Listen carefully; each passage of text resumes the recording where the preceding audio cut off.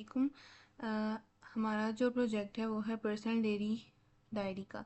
इसके अंदर कोई भी यूज़र आकर अपने चॉइस एंटर करेगा कि उसको डाटा जो है वो एंटर करना है, जो भी उसकी डायरी का कंटेंट है उसने एंटर करना है, उसको व्यू करना है, उसको डिलीट करना है या एग्ज़िट कर देना है। इसके लिए सबसे पहले हम अपना मेन मेन्यू तैयार करेंगे। उसके अंदर हमने 4 वेरिएबल्स लिए, उसके अंदर हमने पूरा मेन मेन्यू तैयार कर लिया, जिसके अंदर जो यूज़र है वो अपनी चॉइस को एंटर करेगा कि वो क्या करना चाहता है।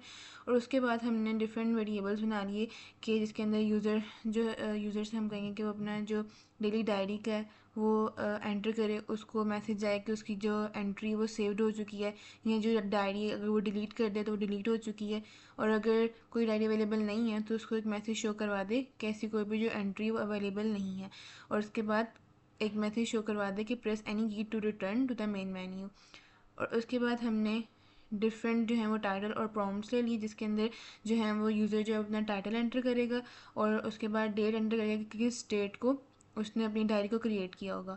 उसके बाद हमने टाइटल बफर और डेट बफर ले लिए। बफर जो है वो हमारे टाइटल के नेम को और डेट को स्टोर करेंगे। उसके बाद फाइल हैंडलिंग का इसके अंदर काम होगा, जिसके अंदर इंडेक्स फाइल है और इंडेक्स डॉट टेक्स्ट के नाम से हम एक फ़ाइल क्रिएट करेंगे, जिसके अंदर जो हमारा कंटेंट है वो स्टोर होगा। और जो टेम्प्रेरी डॉट टेक्स्ट की फ़ाइल है ये क्या करेगी, ये हमारे डाटा को टेम्प्रेरी स्टोर करेगी और उसके बाद एंड में जाकर जब हम फाइल को डिलीट कर देंगे तो उसको वहाँ से भी ये डिलीट कर देगी। अब स्टार्ट होता है यहाँ से हमारा मेन प्रोग्राम। सबसे पहले हमने एक रजिस्टर के अंदर अपना सारा डाटा जो है वो उसको रखवा दिया और उसके बाद मेन्यू में जाके हमने खोल के क्लियर स्क्रीन को। क्लियर स्क्रीन जो है वो हमारा एक प्रोसीजर है जिसको हमने लास्ट पे डिफाइन किया हुआ है। क्लियर स्क्रीन क्या करेगा, हमारे जो जितना भी बफर है उसको पीछे सारा क्लियर करके और उसके बाद ऑफसेट जो हमारा मेन मेन्यू जो है मेन्यू का मैसेज उसको डिस्प्ले करवाएगा। और उसके बाद जो यूज़र है उस अपनी चॉइस को एंटर करेगा और जो उसकी चॉइस है उसको हम कंपेयर करेंगे और उसके अकॉर्डिंग जो है वो हमारा जो आगे से कोड है वो रन होगा। फिर राइट एंट्री, अगर तो यूज़र ने 1 एंटर किया तो उसके अकॉर्डिंग हमारा जो सबसे पहली चॉइस है वो राइट एंट्री की आती है। इसके अंदर सबसे पहले हम क्लियर स्क्रीन करेंगे। क्लियर स्क्रीन का प्रोसीजर कॉल किया, उसको क्लियर स्क्रीन किया। उसके बाद हम यूज़र से टाइटल मांगेंगे और उसको बफर के अंदर स्टोर करवा देंगे। फिर यूज़र से हम डेट मांगेंगे और उसको भी बफर के अंदर स्टोर करवा देंगे। और उसके बाद हम एक फ़ाइल क्रिएट करेंगे जिसके अंदर हमने अपना जो डाटा है डायरी की एंट्री उसको स्टोर करवानी है। और उसके बाद फिर यूज़र उसके अंदर जो भी वो लिखना चाहे, जो भी उसका कंटेंट होगा वो उसके अंदर लिख देगा। अब फाइल क्रिएट करने के लिए हम यूज़ करते हैं इंटरप्ट 3ch। 3ch जो है वो हमारा एक इंटरप्ट है जो कि फ़ाइल को क्रिएट करता है। उसके बाद जब हम फाइल को क्रिएट कर लेंगे उसके बाद हम एक इंटरप्ट यूज़ करेंगे 3eh, जो कि क्या कर रहा है, हमारी फाइल को क्लोज करेगा। और उससे पहले हम एक यूज़ करेंगे इंटरप्ट 40h का, जो कि क्या करेगा, हमारी फाइल के अंदर हमारे कंटेंट्स को राइट करेगा। और उसके बाद हम यूज़ करेंगे 3eh का इंटरप्ट, जो कि हमारी फाइल को क्लोज कर देगा। उसके बाद हम अपने इंडेक्स फाइल को जो है वो अपडेट करेंगे। कोर अपडेट इंडेक्स, ये हमने एक प्रोसीजर बनाया है जो कि लास्ट पे डिफाइन किया गया है। और उसके अंदर हमारा जितना भी कंटेंट होगा वो इंडेक्स में जाके अपडेट हो जाएगा और हमें एक मैसेज शो करवा देंगे सेव्ड मैसेज का कि हमारा जो कंटेंट है वो सेव हो चुका है। उसके बाद हमें कोर प्रोसीजर कॉल करवाएंगे वेट की का, कि जो यूज़र है वो कोई भी की प्रेस करे ताकि जो वापस से हम रिटर्न मेन्यू पर वापस से हम चले जाएँ। उसके बाद सेकंड ऑप्शन हमारे पास आती है व्यू एंट्री की। इसके अंदर भी क्लियर स्क्रीन सबसे पहले किया, उसके बाद हमने बफर को कॉल करवाया, उसके अंदर से हमने जो टाइटल लिया फिर टाइटल को बफर में स्टोर करवाया। और इस तरह से हम जो भी हमारी फ़ाइल है वो ओपन हो जाएगी।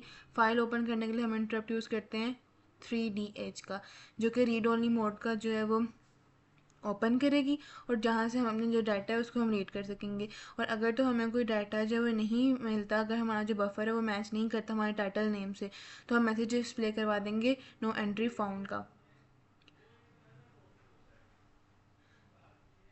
उसके बाद हम कर देंगे अपनी क्लोज़ फाइल का व्यू, कि जब हमारा सारा जो काम है वो हो चुका हो उसके बाद हम अपनी फ़ाइल को क्लोज़ करेंगे। फ़ाइल क्लोज़ के लिए हम यूज़ करते हैं इंटरप्ट 3eh, उसके ज़रिए हम अपनी फ़ाइल को क्लोज़ कर देंगे। और उसके बाद अब हमने अगर अपनी एंट्री को डिस्प्ले करवाना हो तो उसके लिए हम एक मैसेज को यूज़ करेंगे, व्यू मैसेज का जो हमने वेरिएबल क्रिएट किया होगा उसको यूज़ करते हुए हमने वैल्यू मैसेज को जो वो डिस्प्ले करेंगे। और उसके लिए हम डिस्प्ले बफर भी यूज़ करेंगे, जो क्या कर रहा होगा, हमारे बफर के साथ टाइटल को मैच करेगा और उसके बाद हमारा जो है वो मैसेज को उसको डिस्प्ले करवा देगा। अब एंड में क्या कहते हैं हमारे पास है डिलीट एंट्री। अगर तो यूज़र ने चॉइस एंटर की अपनी 4 जो कि डिलीट एंट्री किया तो उसके अंदर क्या होगा, उसके अंदर हमारा टाइटल प्रॉम्प्ट जाएगा, टाइटल का नेम जाएगा, टाइटल बफर जाएगा जो कि उसको मैच करेगा। मैच करने के बाद वो फाइल का नेम देखेगा और एंड में जाके इंटरप्ट 41 एज ये यूज़ होता है डिलीट फाइल के लिए, फ़ाइल को डिलीट करने के लिए। इसका यूज़ करते हैं अपनी फ़ाइल को डिलीट कर देंगे और उसके बाद एंड में जाके हमारे प्रोग्राम में वो एग्ज़िट हो जाएगा।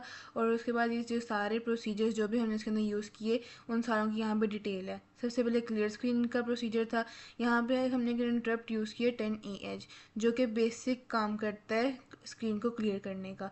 उसके बाद हमने यूज़ किया प्रोसीजर वेट की का, जो क्या करेगा कि यूज़र से जब हम एंड पे जाके मेन मेन्यू वापस रिटर्न जाने के लिए हम उसे कोई भी की एंटर करेंगे तो ये उसका काम करेगा। इसी तरह मेक फाइल जो फाइल क्रिएट करेगा और एट द एंड मतलब एट ई एक्स टी का एक प्रोसीजर बनाया, मेक फाइल नेम का जो प्रोसीजर था उसको यहाँ पे हमने एंड किया। फिर अपडेट इंडेक्स का एक प्रोसीजर बनाया जो कि क्या कर रहा था, हमारे जो कंटेंट और जो हम डेट एंटर कर रहे थे उसको इंडेक्स के अंदर स्टोर करवा के इंडेक्स को हमारे अपडेट कर रहा था।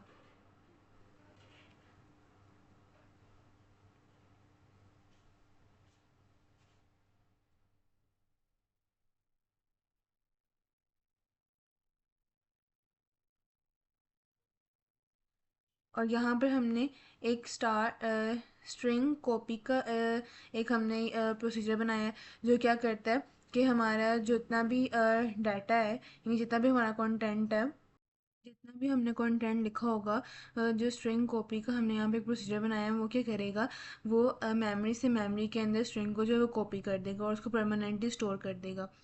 उसके बाद हमने रिमूव फ्रॉम इंडेक्स का प्रोसीजर बनाया, जब हम डिलीट का जब हम जो यूज़र है वो चॉइस एंटर करेगा तो उसके अकॉर्डिंग जो है ये उसको रिमूव कर देगा।